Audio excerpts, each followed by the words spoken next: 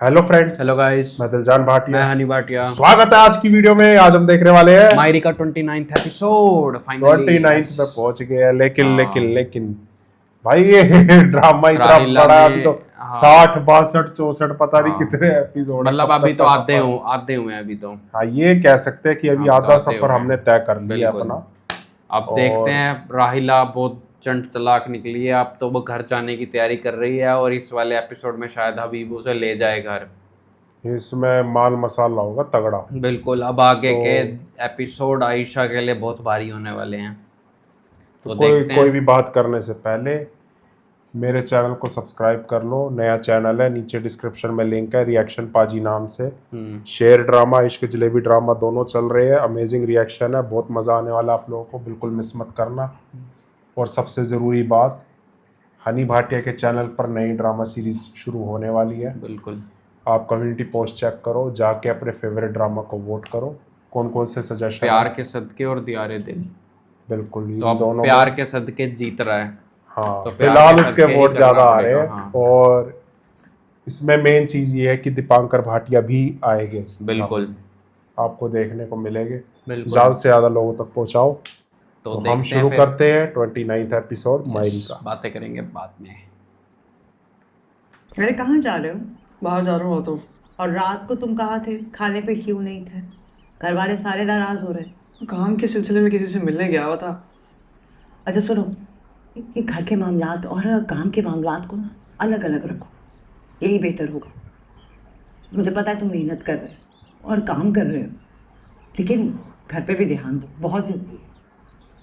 अपने बाबा को देखा था ना, कितने भी मसरूफ हो, रात का खाना घर वालों के साथ खा। तुम्हें भी यही करना होगा, आदत बनानी होगी ये। समझ रहे हो ना मैं क्यों कह रही हूँ? समझ गया, आता हूँ। गायब ना हो जाना आप। फिर से आमना के पास जा रहा होगा ये। इससे समझ आएगी इसको। आमना सही कर रही है, इससे दूरी बना रही है। अभी तो क्या बना ले कर तो रही सही है? रहेगा। पेरेंट्स ठीक हैं उसके। मुझे खुद समझ नहीं आ रहा फैजा। फाकिर ऐसा कैसे कर सकता है तुम्हारे सामने? मतलब अपनी बीवी के सामने वो अपनी दोस्त के जाने पे ऐसे कैसे रो सकता है? तुम्हें ये पता है, मैंने अजीब था। फाकिर को आज तक ऐसे रोते हुए नहीं देखा। उस वक्त मुझे खुद पे शर्म आ रही थी कि मैं फाकिर की जिंदगी में कहाँ स्टैंड करती हूँ। बिल्कुल मायूसी आएगी ये भी हो रही बात। थी, लेकिन गुस्सा भी आ रहा था। पागल हो गया फाकिर। उसे पता होना चाहिए कि वो तुम्हारे सामने ऐसा नहीं कर सकता। मतलब क्या हो गया उसे? वो तुम्हें क्या दिखाना चाह रहा था?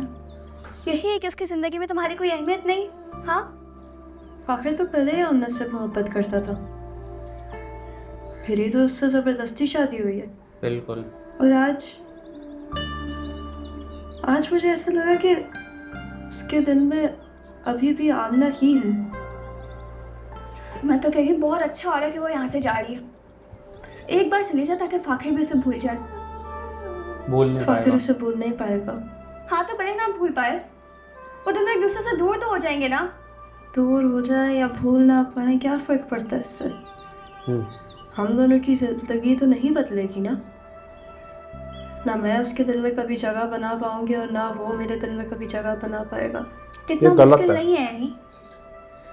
वक्त के साथ साथ तुम दोनों के दिल में एक दूसरे के लिए जगह बन जाएगी। मैं भी वही कह रहा हूँ। तुम बस हौसला वक्त मत हारो। अच्छी अच्छी चीजों को बदल देता है। जानवर के साथ प्यार रह के पालतू जानवर से भी तो मोहब्बत हो जाती है ना।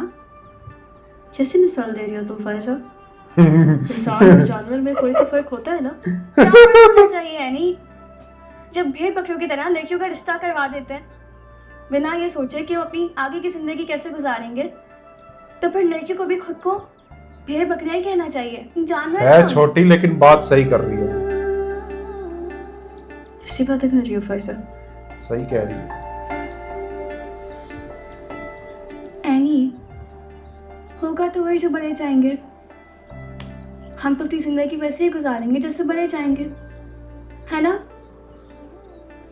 हम तो जानवर हैं, हम तो भेड़ बकरियां हैं। जहाँ हाँक दो वहीं चली जाएंगी, है ना?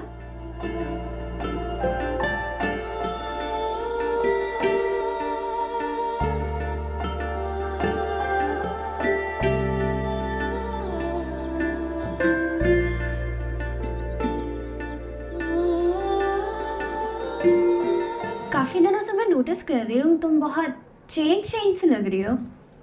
मैं? अच्छा, ऐसा भी क्या बदल गया मुझ में? बहुत ग्रोन, बहुत हंसती मुस्कुराती हुई, किसी के ख्यालों में गम। इवन स्टडीज तुम्हारी इतनी इम्प्रूव हो गई हैं। हैरियत तो है? ऐसी कोई भी बात नहीं है।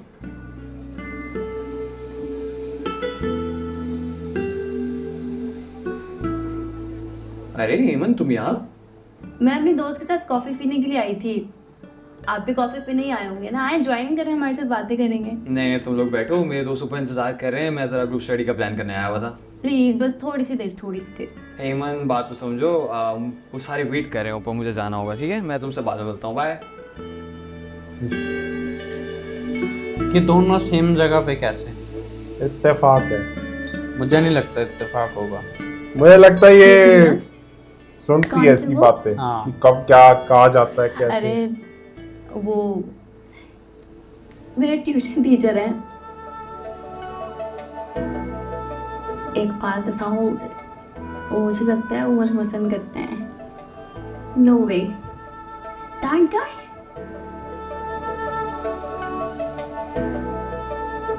वाओ।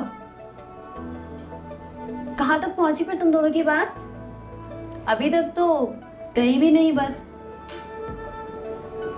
बहुत शाय हैं हमजा। अपनी नोटबुक में मेरे बारे में शायरी भी लिखते हैं। कोर्स पर बोला नहीं है अभी तक, लेकिन कह देंगे, मुझे उम्मीद है। मुझे इंतजार रहेगा आपके उस दिन का जिस दिन प्यार का इजहार हो जाए। कॉफी भी हो। Course coffee. अरे क्या है? Sorry, someone's in love.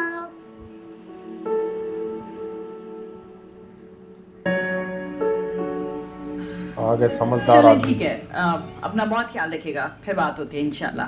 खुदा हाफिज। अरे खैरियत तो है। अम्मा से इतनी लंबी बात करनी थी तो इससे बेहतर तो उनके घर ही चले जाते। मैं अम्मा से थोड़ी बात कर रही थी। तो आखिर किससे इतनी देर तक बात कर रही?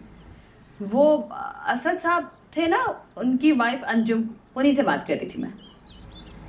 ये असद और अंजुम वही है ना जो हमारे पड़ोसी हुआ करते थे, हाँ हाँ वही। जिन्होंने एमन के लिए रिश्ता भेजा था और हमने मना कर दिया था क्योंकि एमन अभी छोटी है। हाँ हाँ वही है ये लोग। तो अब उनसे बात क्यों कर रहे हैं? आखिर मसला क्या है उनका? क्यों ना बात करूं मैं उनसे, इतने अच्छे लोग हैं। इवन तो पागल है, जब भी से शादी की बात करो ना वो बात को टाल देती है। भाई हमें शादी तो करनी है ना इमन की। अब वो लोग मेरे पीछे पड़े हुए कि किसी तरह से मैं हाँ कर दूं, बस इसलिए मुझे बार बार फोन कर लेते हैं।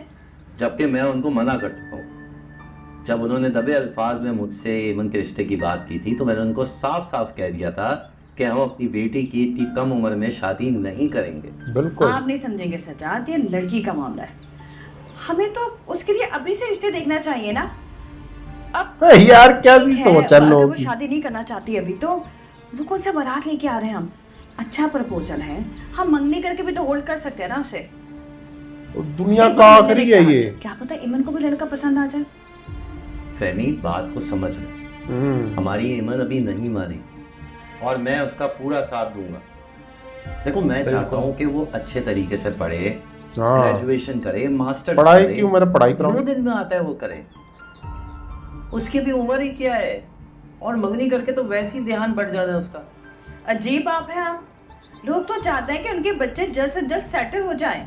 अब जहीर भाई ये और हबीब settle भाई हो को गया देख लें, कैसे उन्होंने अपने पैदा बच्चों को होते ही फौरन से settle कर settle देते दिया और आपको फिक्र ही अजीब नहीं है। बात है यार। देखो उस घर में तो ना छोटे सेटल हैं ना बड़े सेटल। दो ही मत। हमारी बात कह दी हमारे कि मन की। अपनी बच्ची को घर बिठा के बूढ़ा कर लूं, उसकी शादी नहीं करनी क्या? देखो फहमी, एक बात तो अच्छी तरह समझ, मेरी बेटी को अपनी जिंदगी के फैसले करने का पूरा हक है बिल्कुल और मैं उसके साथ हूँ। बिल्कुल। इतनी मुश्किल यार ये होने चाहिए उस घर में तो सुधर जाएगा वो करने घर। लगी है तो मैं उसकी राह में दीवार नहीं बनूंगा।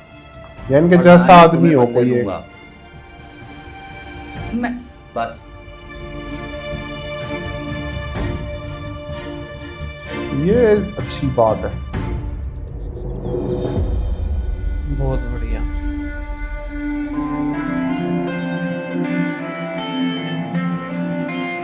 यार कहाँ इसका बिजनेस डूब रहा है, काम धंधे में ध्यान दे अपना, कुछ बना अपनी इमेज, किस चक्रों में पड़ा हुआ देव को।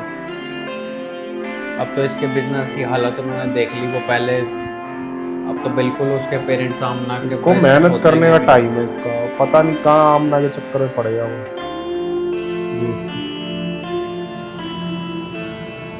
उसके घर के बाहर आ गया होगा दोबारा।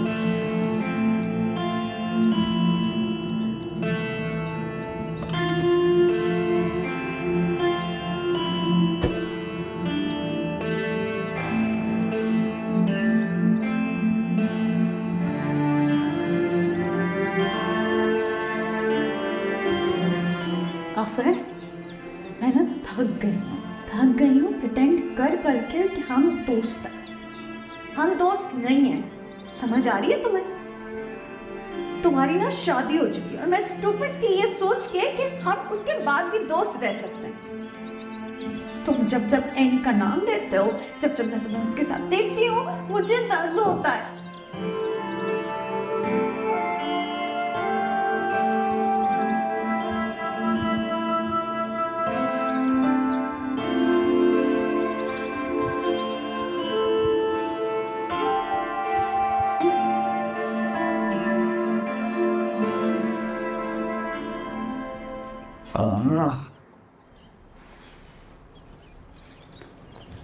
कहाँ थे यार हमजा तुम? मैं कब से तुम्हारा इंतजार कर रही हूँ।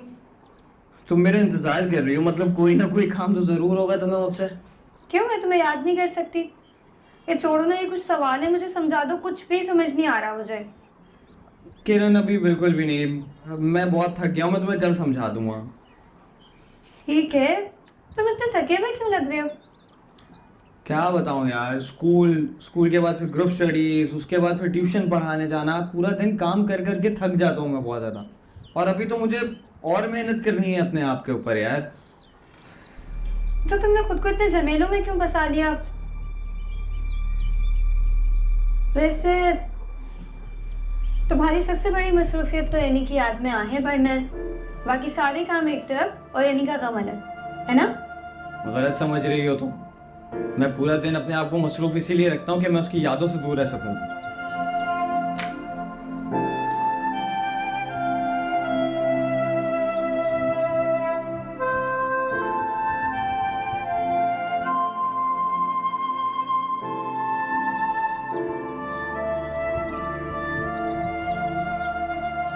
अरे शुक्रिया यार, बहुत प्यास लगी थी। क्या है? बच्चों के स्कूल का फी चलाना है। मैंने सोचा अब जब यहीं रहना है तो फिर बच्चों का स्कूल का एडमिशन करा लेते हैं। कि इतने पैसे? तुम्हें पता है साइका, मेरे पास इतने पैसे नहीं हैं। मैं घर का गुजारा बड़ी मुश्किल से कर रहा हूँ। हाँ, लेकिन आप जहीर भाई का बिजनेस देख तो रहे, वहाँ तो कुछ पैसे तय हुए होंगे, वो तो मिल रहे होंगे। अच्छा मजाक है। साइका,